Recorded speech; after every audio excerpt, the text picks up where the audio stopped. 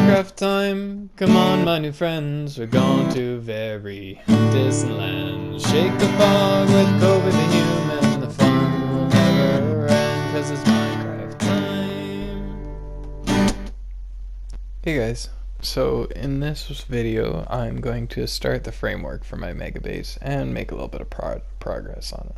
So I've already got the general groundwork design shaped up. Now I'm just going to do the framework to set the scale of it. So what I'm doing here is starting with an arch. I wanted to come in some blocks and then begin an arch. And I want the arches to be the main feature of this build, or this section of the build. So what I did was made the arches wider than the walls that the arches are cut out into. But the way that I do that is to just find the distance between my two vertical pillars that form my arch, and then plug in that distance into a circle generator as the diameter. So basically all I'm doing is, like, that's 29 blocks or whatever it is, 14 blocks, I don't know. Plug that 14 blocks into a circle generator and then just copy the circle down to form the rounded top of the arch. One thing you want to be really careful of if you're ever doing this is to make sure that your arch is going to be wide enough that you can have an actual curvature that looks nice. Make sure the scale of your build is big enough, because if you do an arch that's too small, it just kind of ends up looking like a triangle. There's lots of diagonals and hard edges. It's not convincingly round. So I went with about the smallest diameter I would comfortably use for an archway, at least for something that's this sort of tall. If it's smaller, if it's less tall, you can get away with less, but anyway. So next what I did was I went to all the corners of the octagon and pillared up to the height of where I want the walls to go to, and then did the perimeter again. Now I can see the full scale of the build minus the roof. And then just go around copying the archways exactly as I did on the other faces, but leaving the left face bare, because you'll see why in a second. That wall isn't going to have an arch. But anyway, what I'm doing now, as you can see in the top, is counting. And all I'm doing is counting the amount of blocks in between the furthest wall and the nearest wall, and plugging that distance into another circle generator so that I can get another circle so that I can form this dome as a perfect sphere.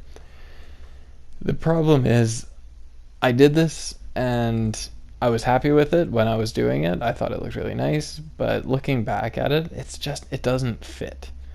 I wanted to go with sort of this observatory kind of aesthetic, but I don't like the round. So I'm actually going to completely remove that part and redo the roof as probably a concave hexagon sort of spire look. But this gives you an idea of my building process. It's lots of geometry and lots of circle generation and measuring and counting. But anyway, I'll go on to the next clip here where you get to see my furnace array. So I put my raw material in this top chest, and the adjacent chests that are perpendicular are the fuel chests. So as you can see, I got a fair bit of copper. This was about an hour and a half of mining at Y level 47. I find that's a really good Y level for copper, but anyway, in about an hour we almost got with Fortune 3 pickaxe. Anyway, this super smelter is a design by Silent Whisperer. I use a ton of his farms because they are some of the best you can get for bedrock. Absolutely the best, I would say. But as you can see, it's basically a piston feed tape that pushes the furnaces around. So rather than having mine carts delivering the fuel and the material, we have movable block entities, so why not take advantage of it? This is sped up, by the way. It doesn't work that fast, I promise. Towards the end here, I'll cut it back to regular speed so you can see how fast it actually does go. But the fuel is actually scaffolding in this, which I thought was super weird, but it's super efficient, it's farmable, it's easy to collect, and it works great, so I highly recommend this design. Anyway, we're finished up smelting, and it looks like a ton of copper. I was super happy. Until I did this.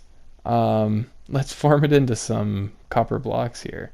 And all of a sudden, this nearly double stack, a double chest worth of stacks of copper ingots turns into 4.5 stacks of copper blocks. Kind of painful. Anyway, so I want to say right off the bat, sorry for the drift in the time-lapse screen. I'm using an old, really crappy, broken PS4 controller because I only have two, and it's got a lot of stick drift on it. And since I can't set dead zones in Minecraft, it's going to do a little bit of drifting, so I apologize for that. But what I'm doing here is I'm filling in this framework for this section of the build. Essentially, this is going to be where I want to put my storage system, which is tall, it's wide, so I need an area to contain that. But what I'm doing here is just going based off my block palette from dark blocks to light blocks.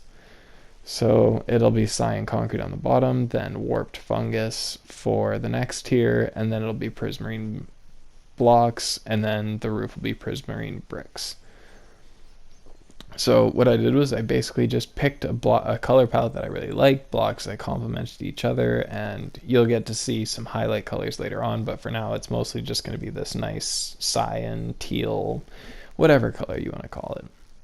And so the reason that I wanted to have more than just one type of block is because it just adds a lot more interest, and as well, I wouldn't use cyan concrete or concrete in general for builds like this because it's just such a saturated color. It looks cartoony, it looks fake. But doing it this way, it roughs up the texture a little bit. It creates the illusion of shadows.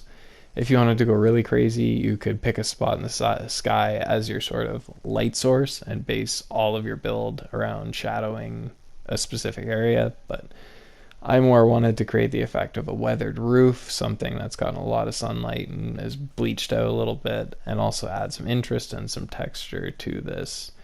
I'm just going to call it the shed of the build, because that's where everything important is going to be. To me, a storage system is one of the most important things to have.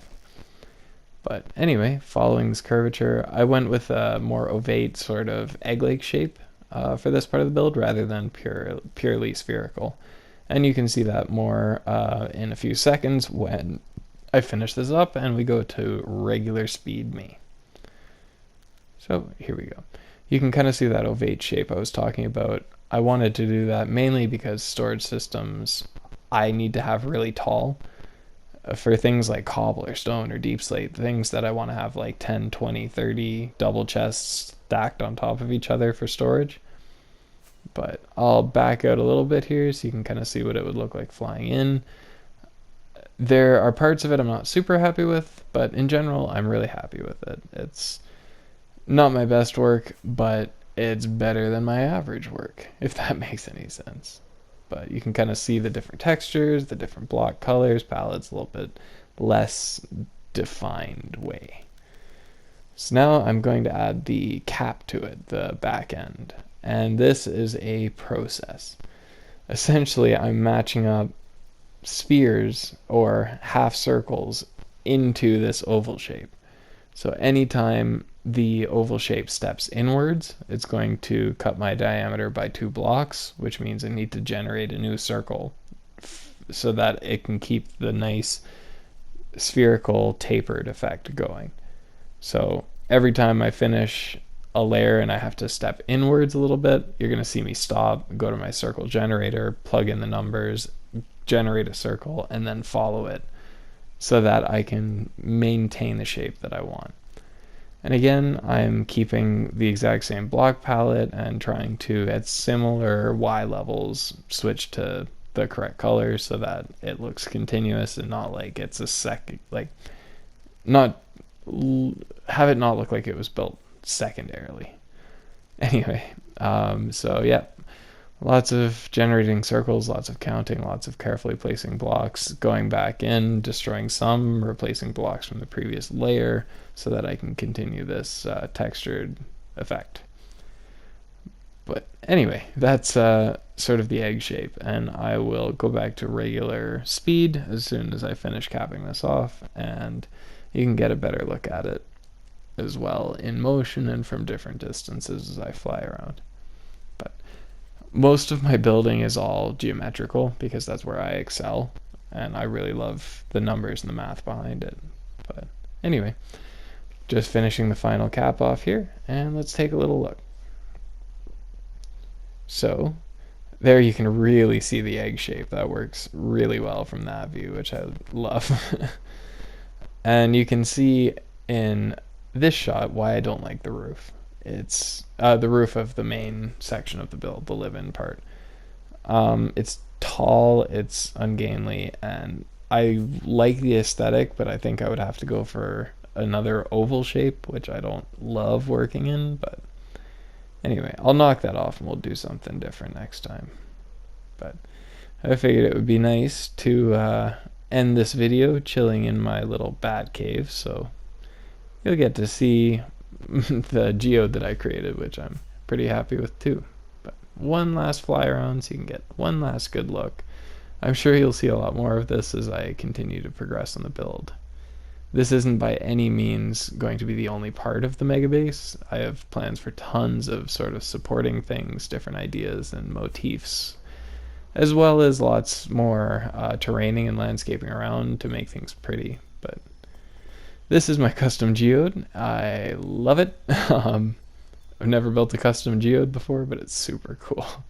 And I really love the red and the green in there. I think it adds a lot of interest and contrast. But anyway, thanks for watching. Hope you learned something, and cheers.